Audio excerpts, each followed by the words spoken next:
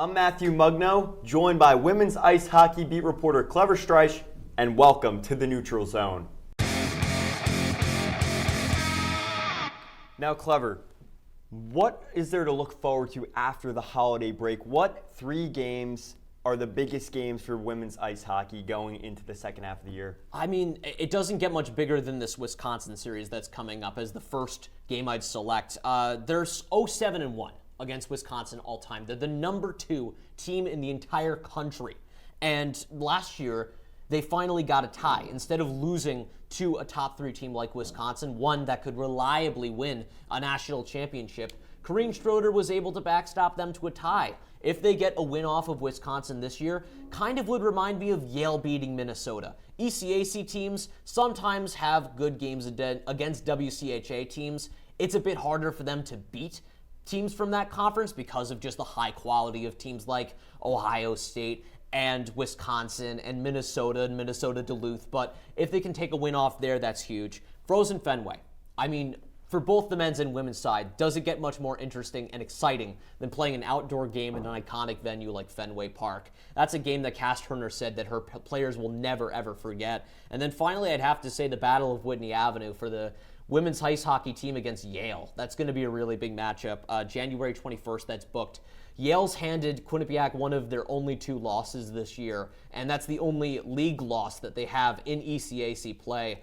That was the one game where I felt the Bobcats looked pretty outskated, and seeing that matchup be run back a month later, considering the progress that they made, will be really fun to see. But what are the men's games that you're looking forward to? Obviously, there's that game against Harvard coming up, but what else should we have marked on the calendar? Yeah, there's not too many games to be marked on the calendar, and I think that's what makes this season so interesting for the Bobcats. They don't have too many out-of-conference opponents. They're not playing top teams like number 5 Penn State. They're not playing any more NCHC opponents like they had played North Dakota, who at the time was number 3 in the nation in October. So the 3 biggest, they could have a date with UConn if they beat Sacred Heart University in the Connecticut Ice Tournament that will be in Hamden on January 27th and 28th. That's a big weekend because they're playing a UConn team that's ranked and a UConn team that's been itching to get into that top 5. They've been in the top 10 for quite some time, so I think that'll be a matchup to keep your eye on because that's an opponent that they'll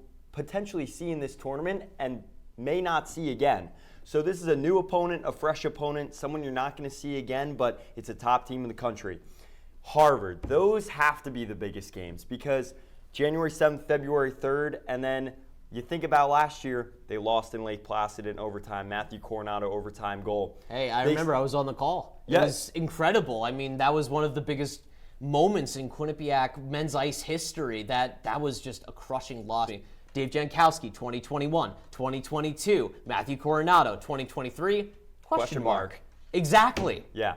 And I think with a game like this, you have to think to yourself, they're playing January 7th and February 3rd, and the tournament is down the road. After February 3rd, at that point, it'll be very clear who's at the top of the conference, and it will most likely be these 2 teams unless another team comes into the picture. Clarkson, they play on February 10th.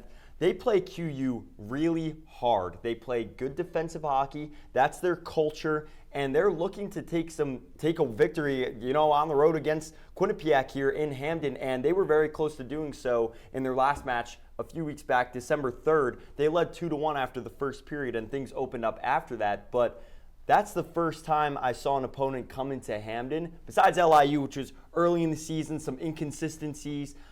The Bobcats struggled with a few things, had to find their game, but now that the Bobcats have found their identity, Clarkson was the team that gave them the biggest push, and I expect Harvard to do the same. So Those are the matchups I would look forward to for men's ice hockey coming down the pike. Well, it was great talking hockey with you, Mugno, as always. Thank you for tuning in to the Neutral Zone. We'll see how both the men's and women's ice hockey teams fare coming up in 2023. For Matt Mugno, I'm Clever Streich for Q30 Sports.